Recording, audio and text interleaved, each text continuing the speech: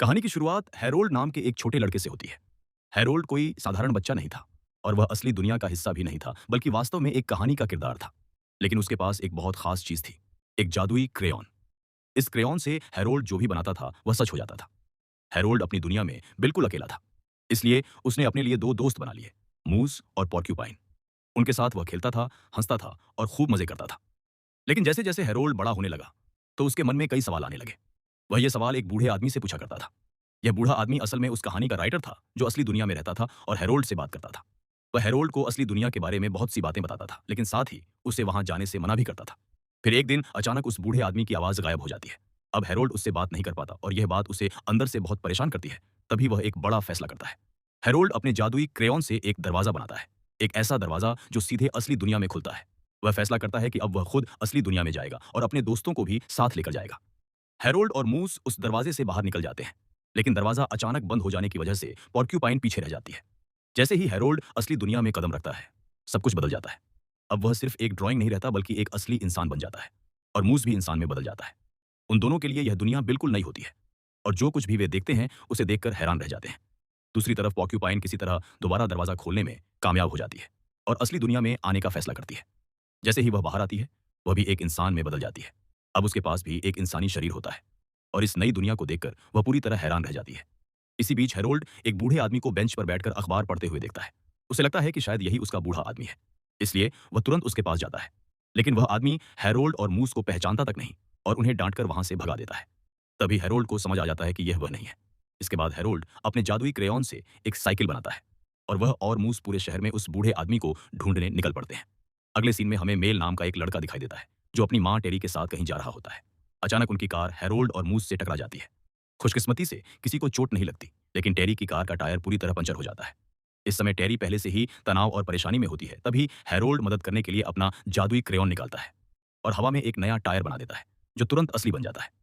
Mail अपनी आंखों से यह सब देखता है और पूरी तरह चौंक जाता है कि आखिर यह कैसे संभव है। वहीं दूसरी तरफ नया टायर देखकर टेरी राहत महसूस करती है और खुश हो जाती है। उसकी समस्या तुरंत हल हो जाती है और वह हैरोल्ड और मूस को अपनी कार में लिफ्ट देने का फैसला करती है। रास्ते में हैरोल्ड उन्हें बताता है कि वह शहर में अपने बूढ़े आदमी को ढूंढ रहा है, लेकिन वह यहाँ किसी को नहीं जानता। टेरी और मेल को बिल्कुल भी अंदाजा नहीं होता कि हैरोल्ड और मूस असल में एक कहानी के किरदार हैं। इसलिए वे सोचते हैं कि शायद वह बूढ़ा आदमी हैरोल्ड का पिता है, जिसे वह ढूंढने की कोशिश कर रहा है। यही सोचकर टेरी हैरोल्ड को एक रात के लिए अपने घर में रहने की अनुमति दे देती है और यहीं से कहानी एक नया मोड़ लेने वाली होती है। उस रात जब हैरोल्ड और मेल आपस में बात करते हैं, तो हैरोल्ड को पता चलता है कि मेल को अजीब और अलग अलग तरह के काल्पनिक जानवरों की ड्राइंग बनाना बहुत पसंद है। लेकिन इसी बातचीत के दौरान एक दुखद सच्चाई भी सामने आती है। मेल के पिता अब इस दुनिया में नहीं है और इसी वजह से उसकी माँ टेरी हमेशा दुखी रहती है। यह सुनकर हैरोल्ड को मेल के लिए बुरा लगता है और वह उसकी मदद करने का वादा करता है। धीरे धीरे दोनों के बीच एक गहरी दोस्ती बनने लगती है। अब हैरोल्ड मेल को अपने जादुई क्रेयॉन के बारे में बताता है और उसे इस्तेमाल करने भी देता है। जैसे ही मेल उस क्रेयॉन से अपनी बनाई हुई एक काल्पनिक मक्खी की ड्राइंग बनाता है, वह अचानक जिंदा हो जाती है। लेकिन यह मक्खी इतनी खतरनाक निकलती है कि वह दोनों पर हमला करना शुरू कर देती है और डर के मारे हैरोल्ड और मेल वहां से भागने पर मजबूर हो जाते हैं। दूसरी तरफ पॉर्क्यूपाइन हैरोल्ड को ढूंढते ढूंढते एक घर तक पहुंच जाती है, लेकिन वहां कुछ गड़बड़ हो जाती है और उसे जल्दी से वहां से भागना पड़ता है। स्थिति इतनी गंभीर हो जाती है कि पुलिस भी उसका पीछा करना शुरू कर देती है। अगली सुबह जब टेरी रसोई में आती है, तो वह वहां का नजारा देखकर हैरान रह जाती है और पूरा किचन फास्ट फूड के ढेरों से भरा हुआ होता है। जब वह मेल से इसके बारे में पूछती है, तो मेल उसे बताता है कि यह सब हैरोल्ड ने अपने जादुई क्रेयॉन से बनाया है। सिर्फ इतना ही नहीं, हैरोल्ड ने पूरे घर को भी उसी क्रेयॉन से रंग दिया था। लेकिन जब मेल उसे यह सब समझाता है, तो टेरी उसकी एक भी बात पर विश्वास नहीं करती। उसे लगता है कि यह सब मजाक है और वह हैरोल्ड से अपना घर छोड़कर जाने के लिए कह देती है। और जाने से पहले हैरोल्ड एक खास काम करता है। वह अपने जादुई क्रेयॉन को दो हिस्सों में तोड़ देता है और उसका एक हिस्सा मेल को दे देता है, क्योंकि अब वह उसे अपना सच्चा दोस्त मानता है और मेल भी हैरोल्ड को अकेला छोड़ना नहीं चाहता। इसलिए वह उसके साथ जाने और उस बूढ़े आदमी को ढूंढने में मदद करने का फैसला करता है। यह देखकर हैरोल्ड बहुत खुश हो जाता है और अब हैरोल्ड, मेल और मूस एक नई यात्रा पर निकल पड़ते हैं, जहां उन्हें सच्चाई की तलाश करनी है और अपने सवालों के जवाब ढूंढने हैं। सड़क पर चलते हुए हैरोल्ड को एक बार फिर एक बूढ़ा आदमी दिखाई देता है। उसे लगता है कि शायद इस बार उसे आखिरकार अपना बूढ़ा आदमी मिल गया है और वह तुरंत उसके पास पहुंच जाता है। लेकिन एक बार फिर किस्मत उसका साथ नहीं देती और वह आदमी एक रिटायर्ड सैन्य अधिकारी निकलता है और जैसे ही हैरोल्ड उसके पास जाता है, वह उसे पकड़कर जोर से नीचे फेंक देता है। इससे हैरोल्ड को समझ आ जाता है कि यह भी वह नहीं है। इसी दौरान हैरोल्ड की नज़र पास पड़े एक अखबार पर जाती है। उसमें एक लाइब्रेरी का विज्ञापन छपा होता है, जिस पर लिखा होता है, तुम जो भी ढूंढ रहे हो वह तुम्हें यहां मिल जाएगा। ये एक लाइन हैरोल्ड के दिमाग में बैठ जाती है अब हैरोल्ड, मेल और मूस साथ में लाइब्रेरी जाने का फैसला करते हैं क्योंकि हैरोल्ड को पूरा विश्वास होता है कि वहां उसे अपने सारे जवाब मिल जाएंगे। लाइब्रेरी पहुंचने के बाद उनकी मुलाकात गैरी नाम के एक लाइब्रेरियन से होती है। मेल उसे पहले से जानता होता है, इसलिए उससे बात करना थोड़ा आसान हो जाता है। बातचीत के दौरान हैरोल्ड को पता चलता है कि गैरी ने एक नॉवेल लिखा है, लेकिन उसकी कहानी इतनी बड़ी और जटिल है कि कोई भी उसे प्रकाशित करने के लिए तैयार नहीं है। अब मेल गैरी से उनकी मदद करने और उस बूढ़े आदमी को ढूंढने के लिए कहता है। गैरी उनकी मदद करने के लिए तैयार हो जाता है और अपने कंप्यूटर पर उस व्यक्ति को ढूंढने की कोशिश करता है जिसे हैरोल्ड तलाश रहा है। लेकिन समस्या यह होती है कि हैरोल्ड अपने बूढ़े आदमी के बारे में कुछ भी नहीं जानता, ना उसका नाम, ना उसका पता और न ही कोई दूसरी जानकारी। इसी वजह से गैरी उनकी मदद नहीं कर पाता। थोड़ा परेशान होकर गैरी मजाक में हैरोल्ड से कहता है, क्यों ना तुम आसमान में एक संदेश लिख दो ताकि तुम्हारा बूढ़ा आदमी उसे पढ़ सके और खुद तुम्हें ढूंढने आ जाए। गैरी यह बात मजाक में कहता है, लेकिन हैरोल्ड को यह विचार तुरंत पसंद आ जाता है। उसे लगता है कि शायद यही सबसे अच्छा तरीका है। और बस फिर क्या था, हैरोल्ड तुरंत लाइब्रेरी से बाहर भागता है और अपने जादुई क्रेयॉन से एक हवाई जहाज बनाना शुरू कर देता है ताकि वह आसमान तक पहुंच सके। और यहीं से कहानी एक और रोमांचक एडवेंचर की तरफ बढ़ने लगती है। इसी बीच गैरी एक बेहद चौंका देने वाली चीज देखता है। वह अपनी आंखों से देखता है कि हैरोल्ड अपने क्रेयॉन से हवा में एक हवाई जहाज बनाता है और वह सचमुच असली बन जाता है।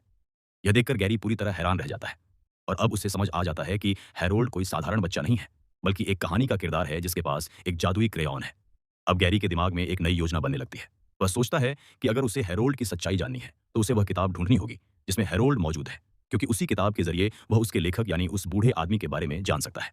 दूसरी तरफ हैरोल्ड, मेल और मूस उस हवाई जहाज में बैठकर आसमान की ओर उड़ जाते हैं।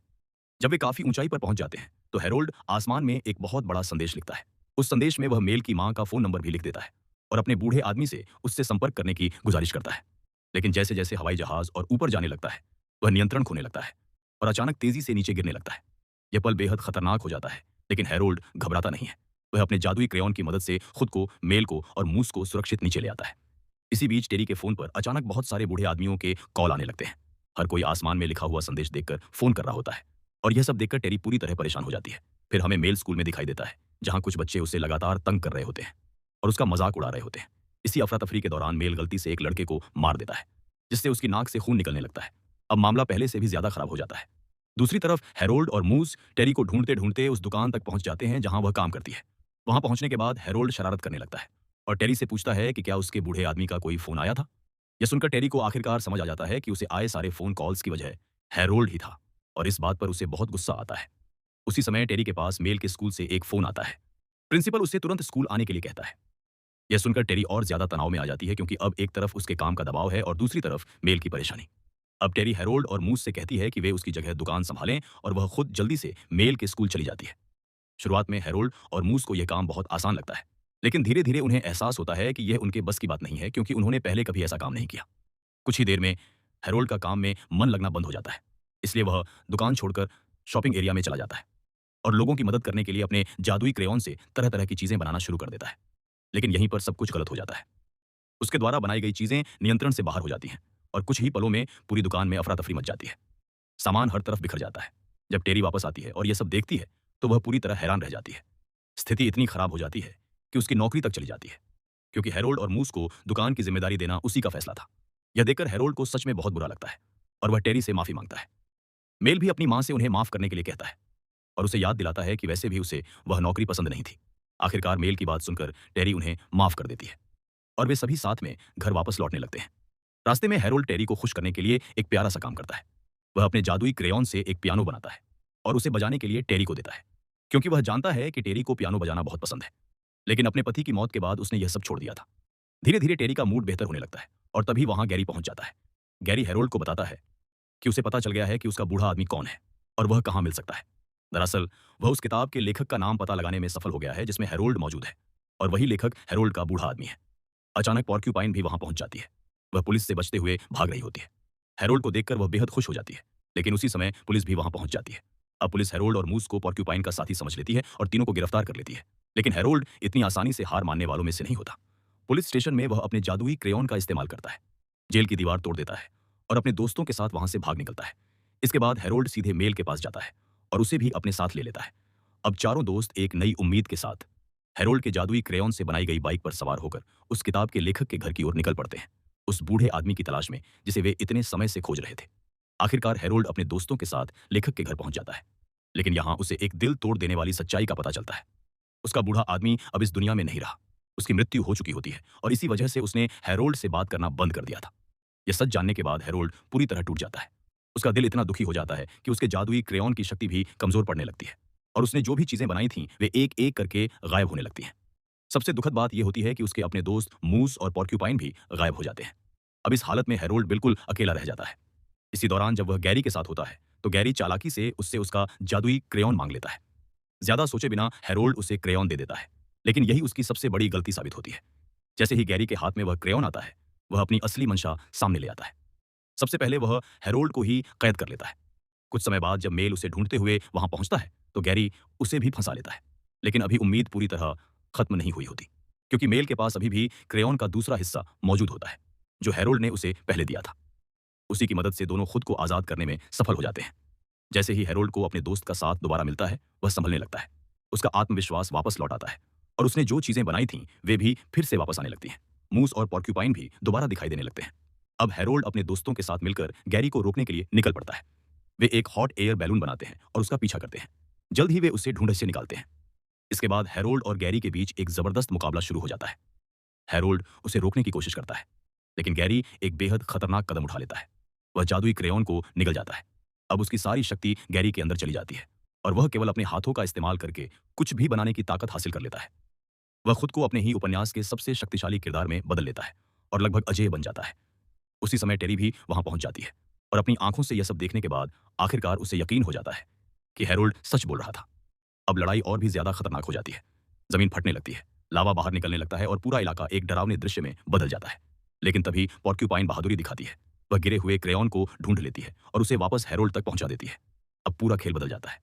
हैरोल्ड अपने जादुई क्रेयॉन का इस्तेमाल करके एक खास विशाल मधुमक्खी बनाता है जो सीधे उड़कर गैरी के मुंह में चली जाती है और उसके अंदर से क्रेयॉन को बाहर निकाल लाती है। जैसे ही क्रेयॉन बाहर आता है, गैरी की सारी शक्तियां खत्म हो जाती हैं और वह फिर से एक साधारण इंसान बन जाता है। अब सारा हंगामा शांत हो जाता है, लेकिन गैरी अंदर से पूरी तरह टूट चुका होता है। उसे दुखी देखकर हैरोल्ड उसे एक नया रास्ता देता है। वह अपने क्रेयॉन से एक दरवाजा बनाता है जो सीधे गैरी के उपन्यास की काल्पनिक दुनिया में जाता है। यह देखकर गैरी बहुत खुश हो जाता है और उस दुनिया में कदम रख देता है जहां वह हमेशा रहना चाहता था। लेकिन वहां पहुंचने के बाद उसे पता चलता है कि जिस लड़की को वह पसंद करता है वह उसे नहीं बल्कि किसी और को पसंद करती है और अब वह वापस भी नहीं लौट सकता। इसी बीच हैरोल्ड अपने दोस्तों के साथ उस बूढ़े आदमी के संग्रहालय में जाता है जहां उसे एक खास संदेश मिलता है। उस संदेश में लिखा होता है, तुम जहां भी जाओगे लोगों को खुशियां दोगे और उन्हें जीने की एक वजह दोगे। यह पढ़कर हैरोल्ड भावुक हो जाता है। इसके बाद मेल उसे उपहार के रूप में रंग बिरंगे क्रेयॉन्स का एक सेट देता है। अब विदा लेने का समय आ चुका होता है। हैरोल्ड मेल और टेरी को अलविदा कहता है और अपने दोस्तों के साथ अपनी दुनिया में वापस लौट जाता है। वहां पहुंचकर वह फिर से पहले की तरह खुशी खुशी रहने लगता है, खेलता है, मस्ती करता है और अपनी जिंदगी का आनंद लेता है। और इसी के साथ यह कहानी समाप्त हो जाती है।